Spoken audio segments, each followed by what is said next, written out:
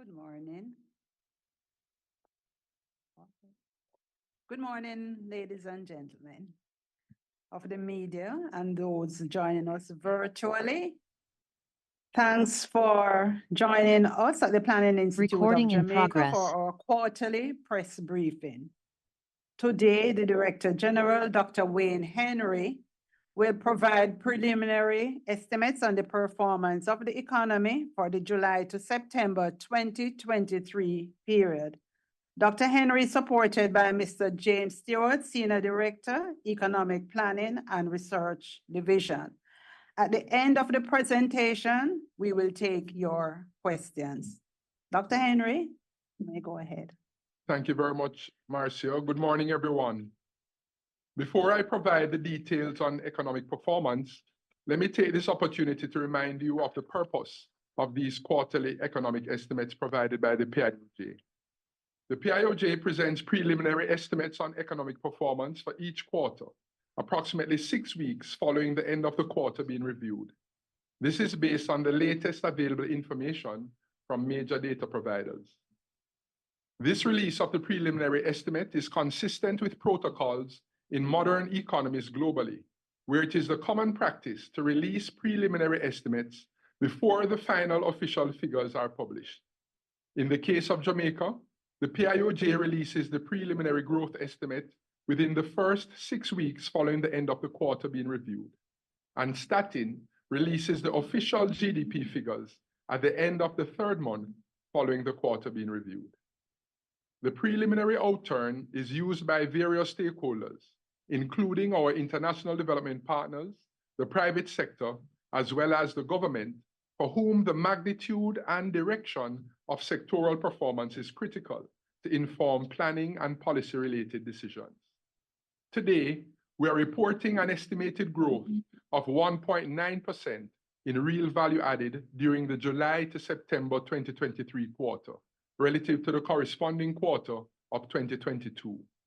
The estimated outturn for the review quarter largely reflected the impact of 1, higher levels of employment, which supported the growth in demand, 2, increased capacity utilization in the mining and quarrying industry, and 3, continued growth momentum in the tourism sector, as reflected in the improved performances of the hotels and restaurants, other services, transport, storage and communication, and manufacturing industries. Real sector developments. Developments in the goods producing industry. The goods producing industry is estimated to have expanded by 2.3%, driven by improved performances in 2 of the 4 industries, namely the mining and quarrying and manufacturing industries. Agriculture. The agriculture, forestry and fishing industry was estimated to have contracted by 9%, reflecting the adverse impact of drought conditions. Below normal levels of rainfall throughout the quarter resulted in lower yields and a reduction in hectares reaped.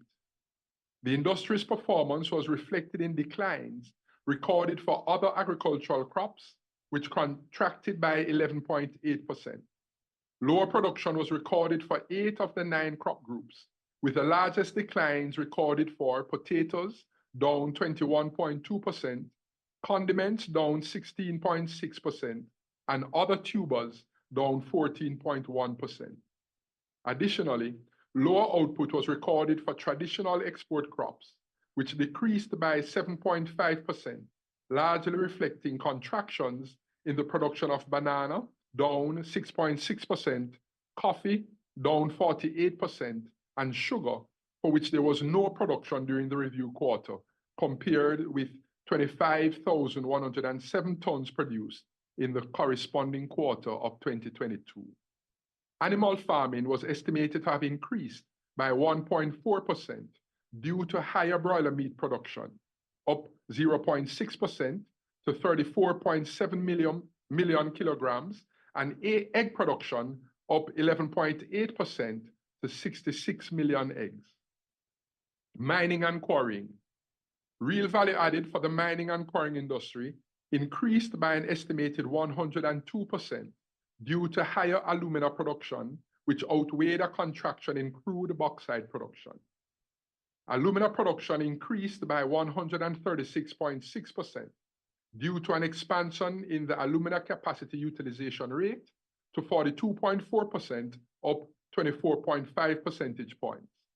This was driven by increased capacity utilization at the Windalco and Jamalco refineries, as operations gradually returned to normalcy following technical issues that constrained production at Windalco, as well as Jamalco's ramping up of capacity since its reopening at limited capacity in the corresponding period of 2022.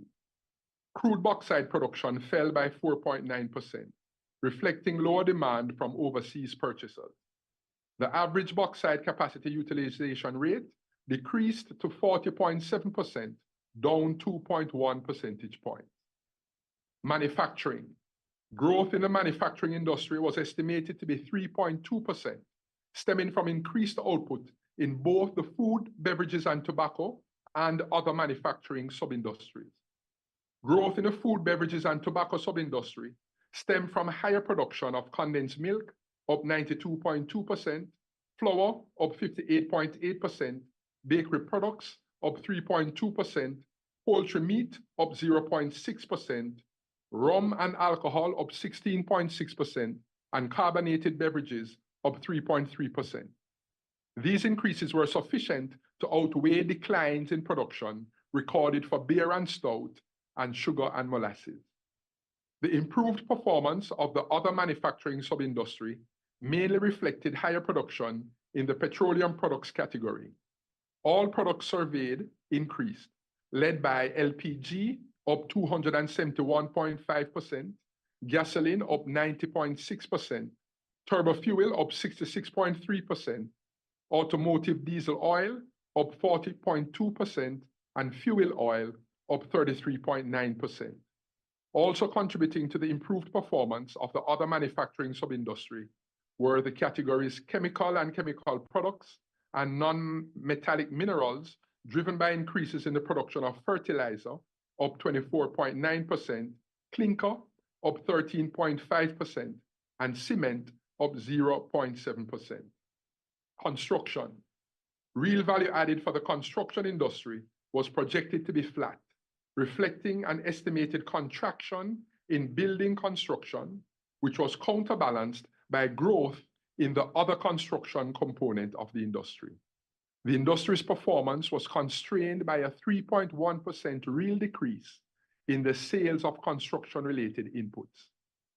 The fall-off in the building construction component was due mainly to the performance of the residential category, reflected in a 66% downturn in housing starts by the NHT.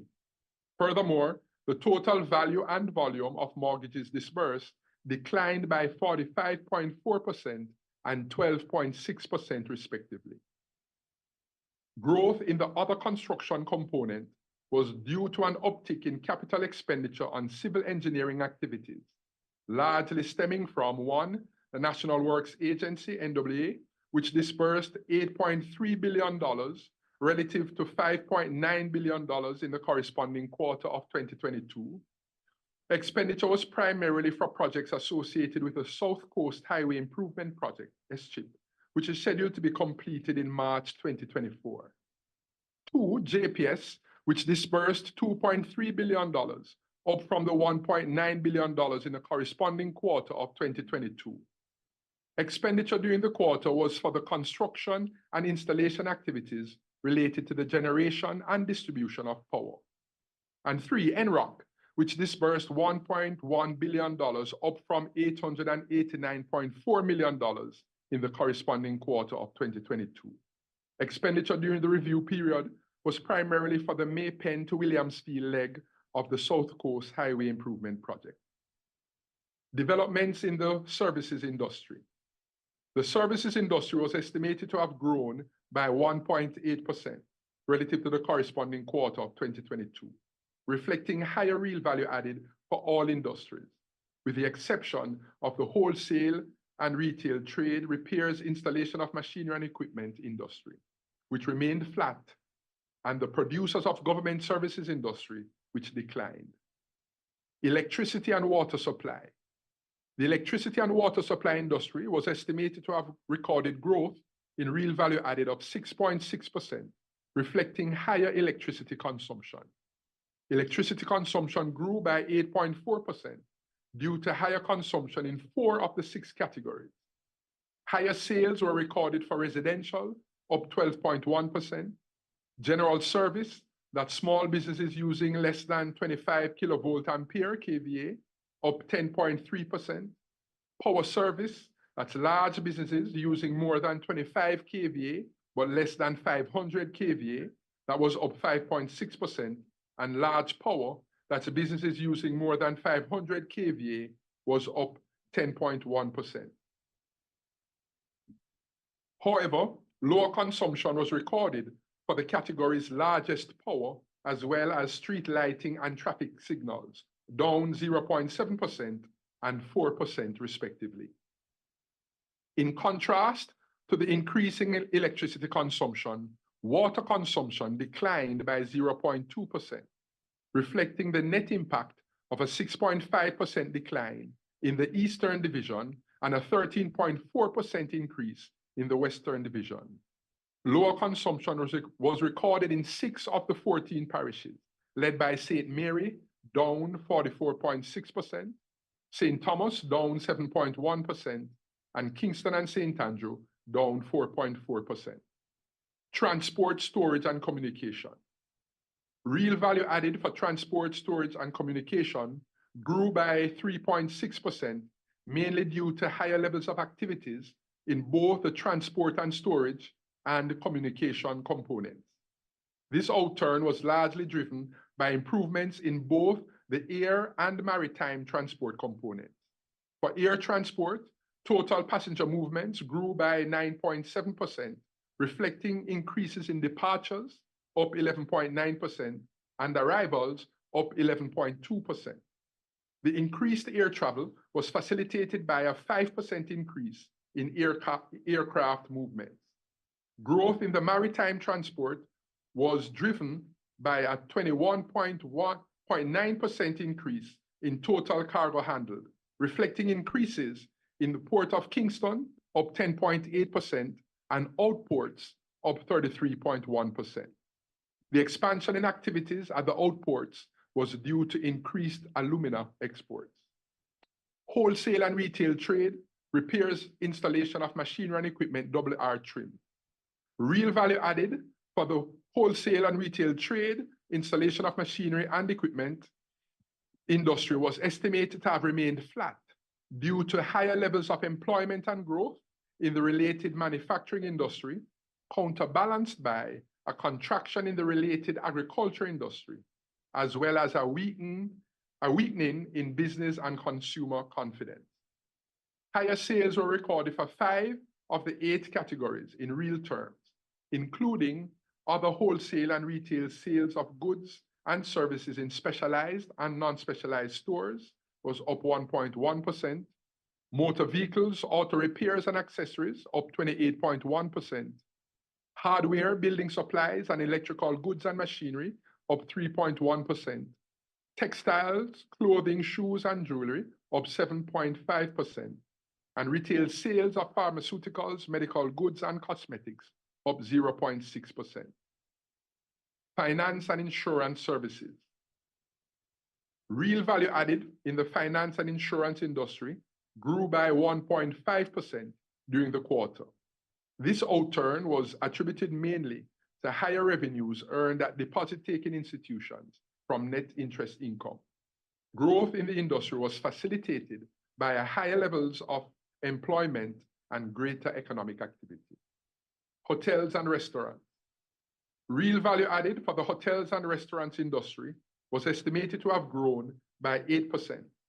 The industry continues to benefit from increased foreign national arrivals in light of the continued economic growth in main source markets. Preliminary data indicated that stopover visitor arrivals for July to September 2023 increased by 5.5% to 682,586 visitors. Cruise passenger arrivals was estimated at 178,412 a decline of 20.5% relative to the corresponding quarter of 2022.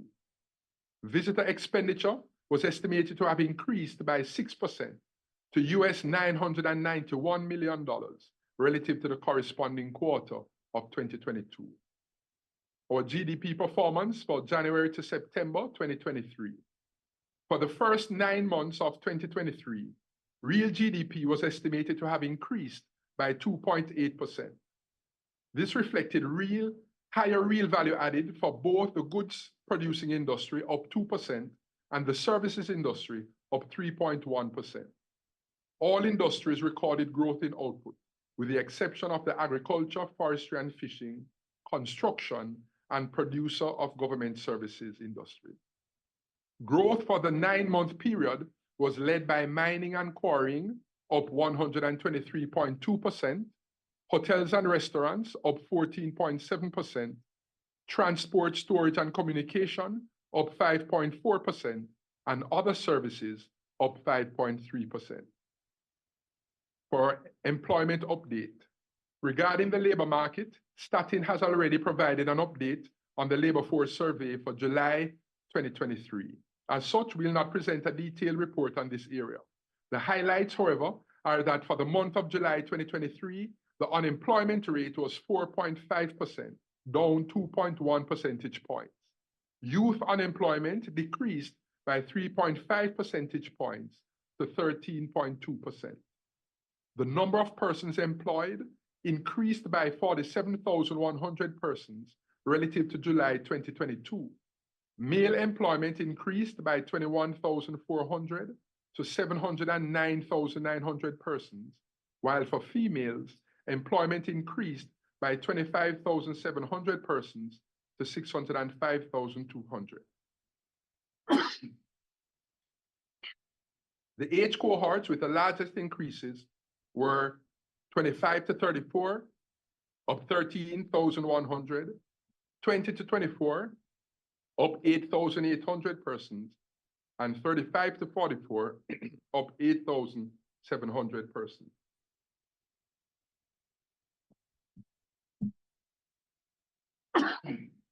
Sorry. The industries that recorded the largest absolute increases were real estate and other business services, up 14,000 to 150,800, and construction up 8,900 to 135,200 persons. I pause for effect. For Vision 2030 or update, there'll be no update provided on the Vision 2030 Jamaica National Development Plan at this time. The Vision 2030 Secretariat is currently working on the development of the medium-term socio-economic policy framework, or MTF, for the period 2024 to 2027, and will provide an update at our next briefing. So we look forward to that. For our short-term economic outlook, that's for October to December 2023, and for calendar year 2023, and for our fiscal year 2023-24. Generally, the prospects are positive for the Jamaican economy and is predicated on the continued expansion of economic activities in most industries. Increased employment level is also expected to result in greater domestic demand in the short to medium term. By industry, the continued ramping up of production capacity at the Jamaica Alumina Refinery is expected to result in relatively strong growth in mining and quarrying. For the month of October, alumina production increased by 4.6%. In addition, the hotels and restaurants industry and related industries, such as other services and transport, storage, and communication, are expected to lead the growth momentum in the services industry.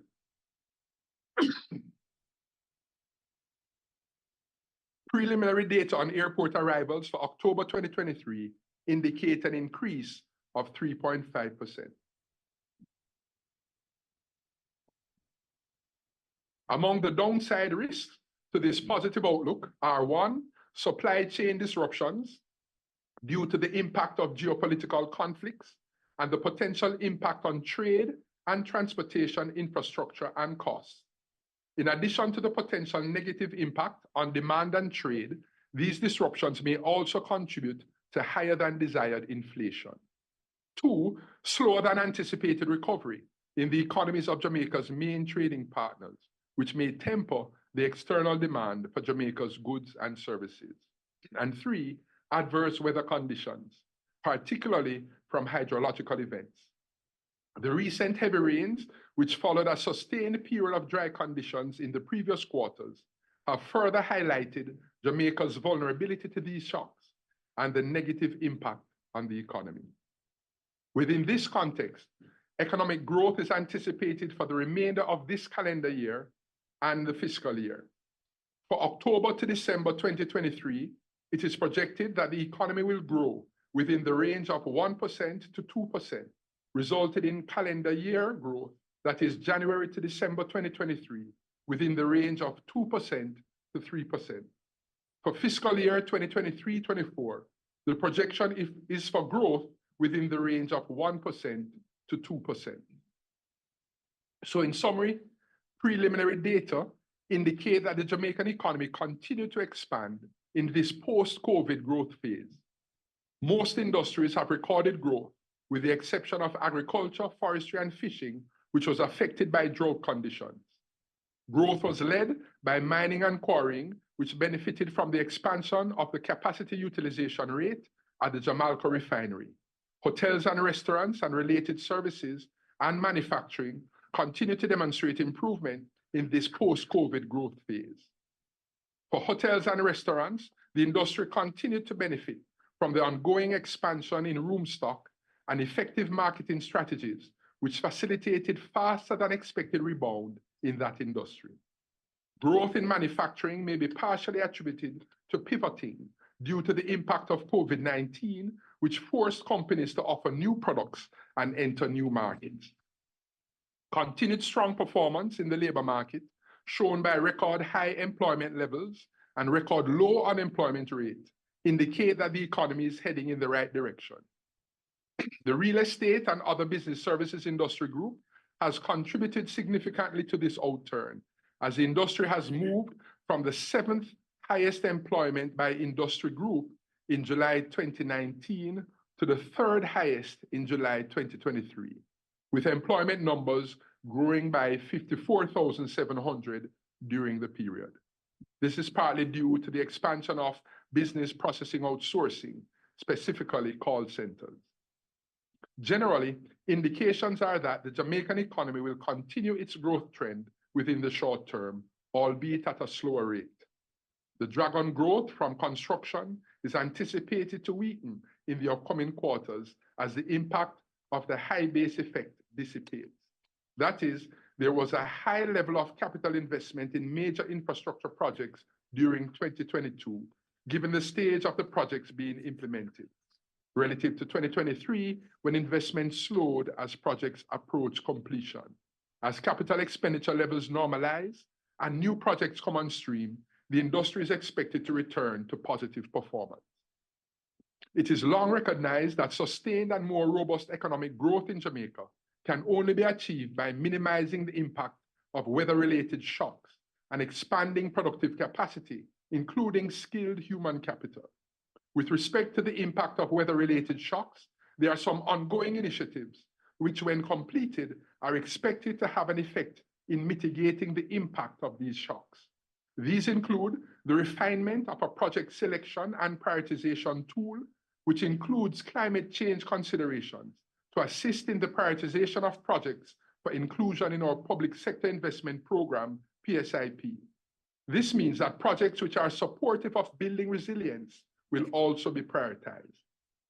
Another ongoing initiative is the development of the Jamaica Systemic Risk Assessment Tool, JSRAT, which allows for the identification of hotspots, that is, locations throughout the island which are most likely to be affected by climate hazards, the potential losses involved, and the assets affected.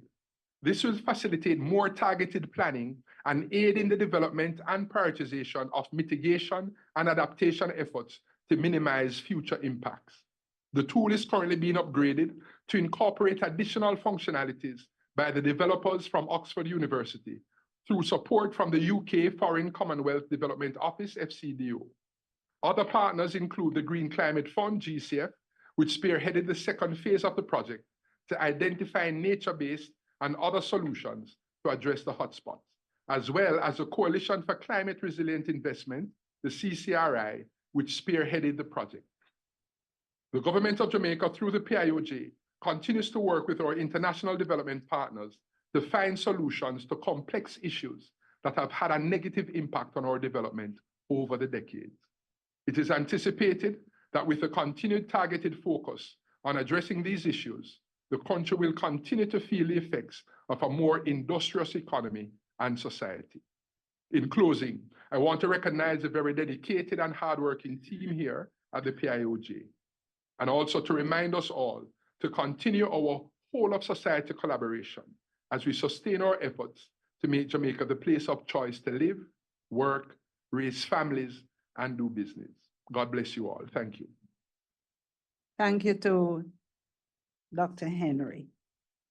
You may use the chat feature, or if you're on YouTube, you can type your questions and you will be identified and your questions will be posed to Dr. Henry and Mr. Stewart.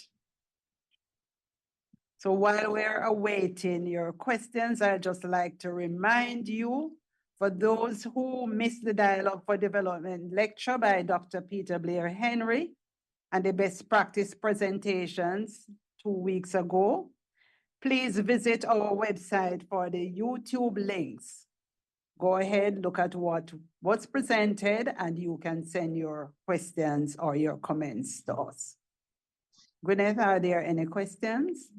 Mrs. Baker, we're monitoring the Zoom and we're monitoring the PIOJ YouTube channel, and we're also monitoring. I have one, and I'll go ahead until Gwyneth is ready with hers. Dr. Henry, with the destruction of crops during the recent flood rains, what are the implications for growth in the upcoming period, given the huge contribution of agriculture to GDP and by extension, inflation? So thank you very much. That's a good question. You've heard already soundings in the public space that with some of the destruction to the agricultural sector, we expect some increases in prices for some food crops, food items, and so we expect some inflationary impulse. The treatment and control of inflation is the purview of the Bank of Jamaica, and so you would expect to hear more as they continue to strengthen efforts, continue to carry out efforts to contain inflation within their target range of 4% to 6%. Will allow the BOJ to speak more on that. But already we've seen soundings from the sector and other stakeholders that we anticipate inflationary impulses through the damage to crops in that sector. In terms of growth, our forecast for the upcoming quarter of the 1% to 2% and the calendar year between 2% and 3% and the fiscal year 1% to 2% have incorporated the anticipated impact on the sector. We've begun to see and track those numbers. So we have incorporated those. But as we've said, the continued focus among our priorities is to continue to build resilience as a country, and particularly in a sector like the agriculture, forestry, fishing industry, which is very vulnerable. And so you're seeing more initiatives to build what we call climate smart agricultural practices and to build overall resilience for the sector to withstand these types of impacts of climate conditions, climate impact, the negative climate impact. Okay. And the second one is 2 parts. Explain why we are seeing the lowest level of unemployment and various industry leaders are suffering from acute labor shortages. What are the implications on the unemployment levels if we are to import labor?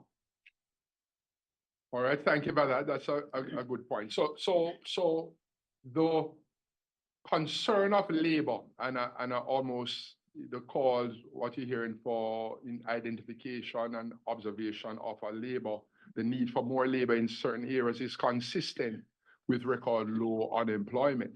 So you don't have a huge surplus of labor going around. No, our concern is, and there've been general discussions you've heard in many quarters, even among the government, in terms of the discussion recognizing the concerns of labor, discussions to upskill, to train more in the tourism sector, in the BPO. You've seen initiatives and programs to upskill and to improve the supply of labor to some of these industries. It's an ongoing discussion that we continue to have.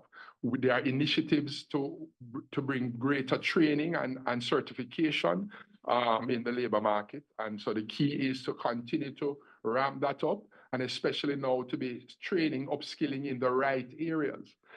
So the concern may be that you have persons who may be looking for work, and persons have used the term, they're not really employable. And so we're doing those assessments to ensure that we ramp up efforts to train and certify our labor. And so that is important in terms of discussions. In the broad context of the mobility of labor, part of the return to your human capital development as you train in whatever area, as you are skilled and certified, it should afford you the ability to move from one jurisdiction to another, to move from urban to rural, from rural to urban spaces, or the other way, so that it affords you mobility and access. And some destination countries are changing their paradigms to allow more skilled labor, more skilled migrants to come into the country, make it easier for them. Some are changing previous regulations to allow migrants to have full privileges in education, to train, to teach in schools where before there was, probation periods and hiatus periods. So you're seeing modifications to make it more attractive. And so persons, of course, Jamaicans have taken those advantages. And then we've found persons coming in, returning residents, Jamaicans coming back home, and others in the region coming to Jamaica and elsewhere because they are skilled in certain areas. So the mobility of labor is a general factor. We don't limit. And I think those discussions will continue. We've seen, efforts by our training institution, Hard Trust, NSTA. We've heard the Ministry of Education, the Ministry of Labor, and different discourses, dialogue on the programs being done and ramping up those programs to train more, and in specific areas, listening to the industry, what the demands are in terms of the types of skills. So a lot of those efforts are ongoing. And so this is certainly something that we are looking at very closely as planners and as a government. Thanks, E.G. This is from Maureen Weber, and I think you have touched on parts of it. It's a follow-up question. Although we speak about the economy, where are we with addressing lifelong learning? So, and that's a good question. That would be for our Ministry of Education, our Hard Trust NSTA, for the foundations for lifelong learning, those entities that are engaged. So it's something that we have to continue to inculcate, the lifelong learning. Our culture is something we've had discussions, even as an institute, having that mindset as we look strategically, how do we impress upon, just industry, a culture of lifelong learning in terms of how do we pinpoint those areas that we are allowing persons to be more, skilled in terms of enhancing abilities. We are going to be hearing in very short order, if you haven't heard already, that from the National Training Institute, MIND, the Institute for National Development, the Management Institute, just trying to inculcate in a new strategic thrust this culture of lifelong learning. So while MIND will train public sector workers, it's really about engaging persons who may be long-time practitioners, persons who are very skilled professionals, but identifying areas that they can enhance their learning in. And all of us have areas that we can enhance learning in. And so they've been rolling out that sort of initiative. You're going to hear some more about it. I don't want to preempt some of that, but it's a good point, Maureen, that we want to inculcate in a greater way in our society a culture of lifelong learning. And there are so many areas, and I think we are seeing even in that in that aspect of mind itself, broadening its scope of offerings and certification programs to offer facilities that people can continue the journey of learning, looking at the needs of the public sector, which are evolving. And so we know that as we advance going forward, that learning and training needs will evolve. We've seen in a post-COVID era that there's greater emphasis on technology and being tech savvy in whatever you do. We say technology is a cross-cutting issue in whatever discipline you are in. And so the need to engage and interface with the technology in a greater way. We have areas of leadership development, and we have leaders all across society, and the need to enhance their leadership abilities and skills. The issues that bring about greater trust, there's areas for learning in that. How do we build trust? How do we communicate more effectively? How are we more consistent in what we say and do? So many areas of learning and many aspects, but underlying it is a culture, a desire to embrace continued and continuous learning. And I think we are on that trajectory. Thanks, Dr. Henry. I think we have come to the end of this presentation. Thanks very much for joining us and participating. Remember to join us again in February, when we will present on the performance of the economy for the October to December period. Have a good day and stay safe.